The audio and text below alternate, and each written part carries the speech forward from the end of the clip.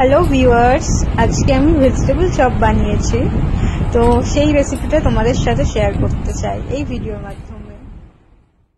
এখানে দেখা যাচ্ছে আমি ক্যারট আর বিটরুট গ্রেট করে নিয়েছি।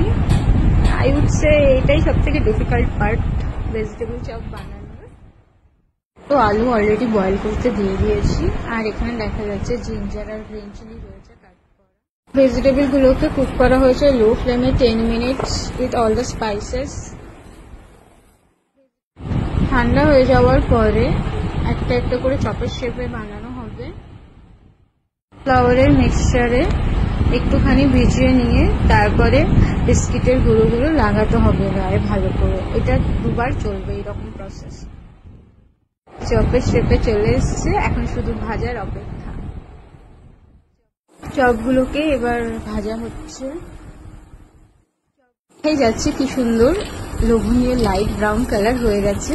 চপগুলো অলমোস্ট রেডি, আর কিছুক্ষণের মধ্যে তুলে নেওয়া হবে আর প্লেটে সার্ভ করার জন্য রেডি হয়ে যাবে। Platter ready. ভেজিটেবল চপগুলো খুব ইয়ামি লাগছে দেখতে, খেতেও দারুণ টেস্টি হয়েছে। আমি অলরেডি একটা খেয়েও নিয়েছি।